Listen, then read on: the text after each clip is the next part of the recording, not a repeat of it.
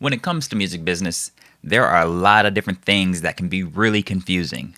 So today we're going to take a look at one of those things, and that is the difference between music publishing and master recordings. What up, Liz? What's up? My name's Nazario, and on this channel, I explore music business, tech, and creation. If that sounds like something that you're interested in, then make sure you subscribe to this channel and also like this video. Comment below if this video helps you better understand the difference between music publishing and master recordings. Also, I'd like to let you guys know that I am wearing a Nazario t-shirt. These aren't available yet, but definitely let me know if you're interested in them. Anyways, all that aside, let's get to today's video. So when it comes to music publishing and master recordings, I think the easiest way to understand it is by looking at them as two sides of the same coin. The first side of the coin is the publishing side. This consists of the lyrics that are written for the song and the composition. In case you don't know, by the way, according to Wikipedia, composition is the structure of the musical piece. That includes everything from the melody to the chords and everything else that creates the actual music of the song. When you flip that coin around and look at the other side, you have the master recording. The master recording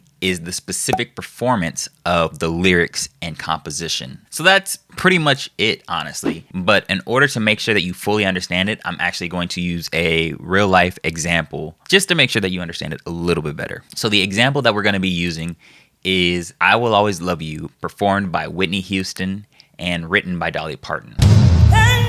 Also, before we go any further, I just want to put a disclaimer here. I am oversimplifying who owns what with these songs. I'm doing it this way just to make it easier to understand, because publishing and ownership can be very confusing when you start involving different parties and who owns what. So just to make it a lot easier, not have to worry about any of that, we're just going to pretend like the only two people involved in this scenario are Dolly Parton and Whitney Houston. So the song I Will Always Love You was originally written and recorded by Dolly Parton in 1973.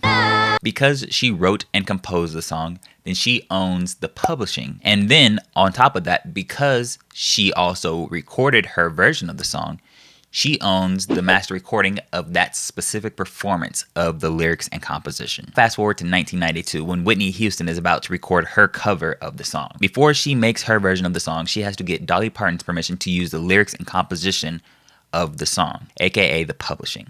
Once Whitney records her version of the song, she now owns the master recording of that specific performance of the lyrics and composition. However, Dolly Parton still owns the actual lyrics and composition of the song. This means that on one side of the coin, Whitney Houston owns the master recording, and on the other side of the coin, Dolly Parton still owns the publishing. So here's why all this matters. Let's say now in 2020, someone was making a movie and they wanted to use Dolly Parton's version of the song in their movie. In order to do that, they would need to pay Dolly Parton for her ownership of the master recording and her ownership of the publishing. The owner of the master recording isn't always the owner of the publishing, so both parties need to make sure that they are getting paid. So in Dolly Parton's scenario, she's actually getting paid twice. Now, let's say that there was somebody else making a movie and they wanted to use Whitney Houston's version of the song. They would have to get permission to use the specific master recording of Whitney Houston's version of the song, in addition to Dolly Parton's permission to use the lyrics and composition of the song. So that's basically the super simplified explanation of the difference between master recordings and publishing. Also, special shout out to Ramstar Says So, because